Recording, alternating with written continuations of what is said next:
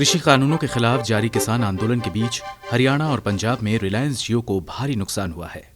Telecom regulator की report के मुताबिक इन दो राज्यों में जियो के 20 लाख से ज्यादा सब्सक्राइबर घटे हैं। यानी इन दो राज्यों में जियो के पास पहले 2.34 करोड़ सब्सक्राइबर्स थे, जो गिरकर 2.14 करोड़ रह गए हैं। अंबानी और अदानी के उत्पादों का बहिष्कार करने के लिए किसान नेताओं ने अपील जारी की थी।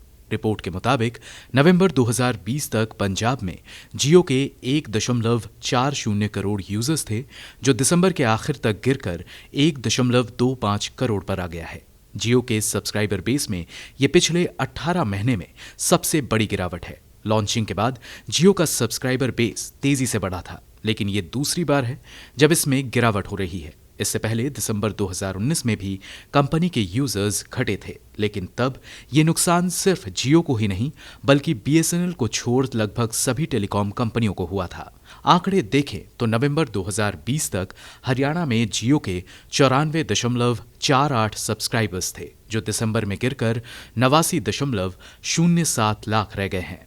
हालांकि पहली बार है जब हरियाणा में कंपनी के सब्सक्राइबर बेस में गिरावट आई है। सब्सक्राइबर बेस में आई इस गिरावट पर जियो की तरफ से फिलहाल कोई बयान नहीं आया है। पंजाब और हरियाणा में आंदोलनकारी किसानों की अपील पर जियो के करीब 1500 टावर तोड़ दिए गए थे। जियो टावर की बिजली काट दी गई थी। हालांकि बाद में ये रिपोर्ट आई कि जिन टावर्स के साथ तोड़फोड़ की गई वो पहले ही बेचे जा चुके थे। जियो अपने इन टावर्स को 2020 में ही एक कनाडा की कंपनी को बेच चुका है।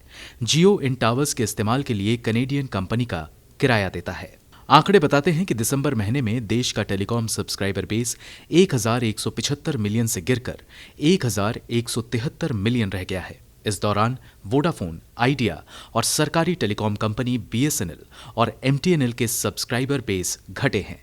एयरटेल और रिलायंस जियो ही मात्र कंपनियां रहीं जिनका सब्सक्राइबर बेस बढ़ा है। सबसे ज्यादा वोडाफोन आइडिया के 5.69 मिलियन सब्सक्राइबर घटे हैं। इसके अलावा बीएसएनएल के 2,52,501 और एमटीएनएल के 6,442 सब्सक्राइबर घटे हैं। जबकि जोड़ने वालों में अव्वल भारतीय एयरटेल रहा, जिसने 4 मिलियन नए सब्सक्राइबर जोड़े हैं। इसी दौरान जियो ने 4,78,917 नए ग्राहकों को जोड़ा। अब अगर एक्टिव यूजर्स की बात करें तो इसमें भी रिलायंस जियो पिछड़ रहा है। एयरटेल के जहां 97.1% एक्टिव सब्सक्राइबर हैं, तो वहीं जियो के 80.23% सब्सक्राइबर ही एक्टिव हैं, जो वोडाफोन आइडिया के 90.26% एक्टिव सब्सक्राइबर से भी कम है। ब्यूरो रिपोर्ट, गो न्यूज।